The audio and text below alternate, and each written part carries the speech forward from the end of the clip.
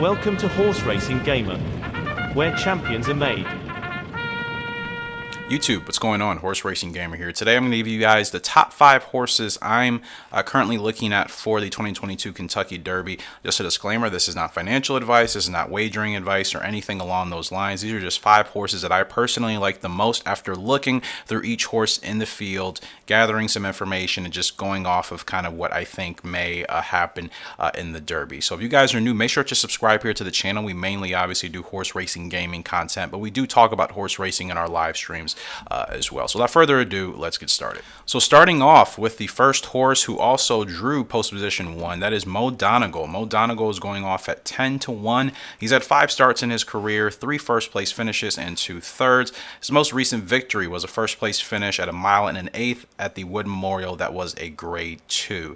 He finished 3rd at the Holy Bull. That was 1 mile and a 16th. It's a grade 3, and then he also finished 1st again at 1 mile and 1/8 for the Remsen Stakes. Now, Mo Donegal, I think amongst the horses on this list that I've selected for today, I think he has good closing speed.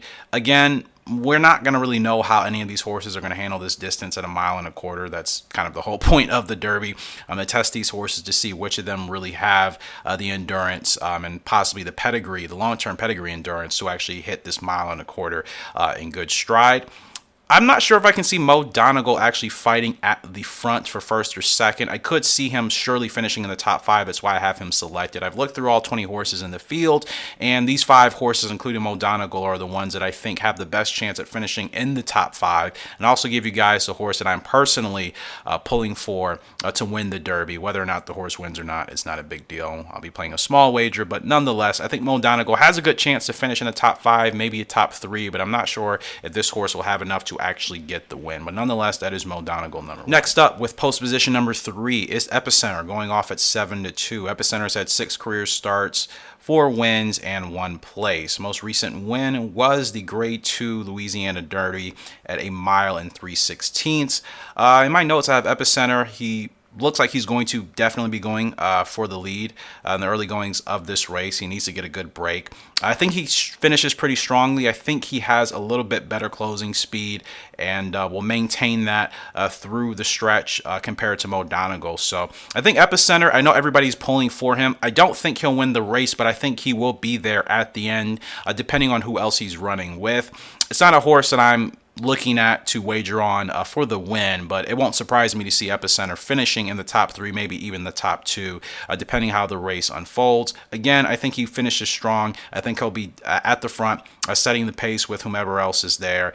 He's had a couple of wins here at the Risen Star Stakes, the Gunrunner Stakes, and then a maiden special weight, which was at Churchill Downs. Granted, that was only at 1 mile distance. So at least we know Epicenter, I think, is the only horse on this list that I currently have that has ran at Churchill Downs and at least knows the track. So I think that also gives him an advantage in this Derby. But nonetheless, that is the 3-horse Epicenter going off again at 7-2. Well, this horse certainly has a lot of people talking, for better or for worse. I've seen a lot of people thinking that he's too low at 3-1. This is the 10-horse Zanden. He's had 4 career starts, 2 wins, 1 place, and 1 show. Most recent win was the Toyota Blue Grass Stakes, as of course is the grade 1 at 1 mile and an eighth. In my notes, obviously I have that he beat Smile Happy. He also showed very, very good closing speed as well, running down the field. I think that will be a good trait for Zanden if he's able to get out to a good start, hold his position, and maybe catch a couple of tired horses in the stretch.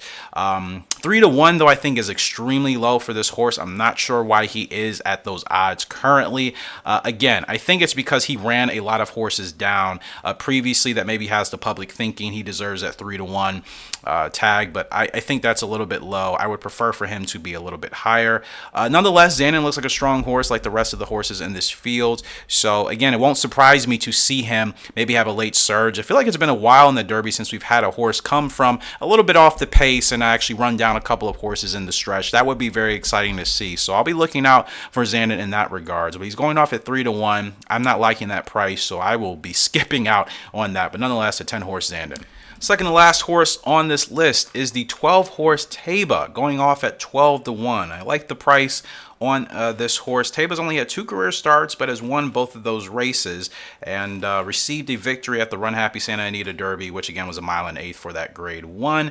And a lot of past Kentucky Derby winners have been able to have success at the Santa Anita Derby, despite it only being a 6-horse field as of recent time. So I think Taba has a good chance. I see some people are kind of on the fence about Taba. In my notes, I have that obviously he should probably be at the front, more than likely with Epicenter possibly. Strong closing speed. I think a lot of these horses on my list do have a very good closing speed, at least to my liking. That's personally what I like in a race, for a horse to show that they can still stay very strong in the stretch and continue to find that extra gear. This horse also beat Messier. Now some people are saying Messier was only at 80%. Whatever the case is, that's fine. I do like Taba. I think Taba looks pretty strong, beautiful looking horse. And again, Santa Anita has produced a lot of Kentucky Derby winners over the course of the Derby. So I think Taba has a good chance. And again, at the price tag at 12-1, I think that is a pretty good deal for Taba. Nonetheless, you guys let me know your thoughts on this 12 horse, and we'll roll on to the last one. And last but not least, this may be a little bit of bias here because I absolutely love grays. It's the 15 horse who is White of Barrio, going off at 10-1. Also like this horse's odds as well.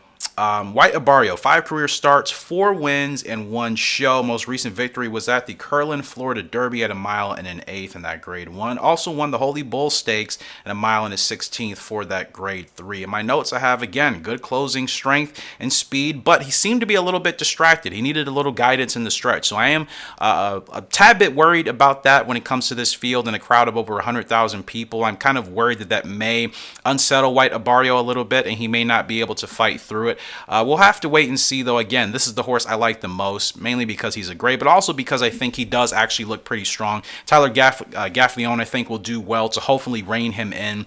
That is obviously what I'm hoping. And this is the horse I'm actually going for in this year's Derby. Those of you on this channel know I've been talking about White of Barrio for the last couple of weeks. I do really like this horse.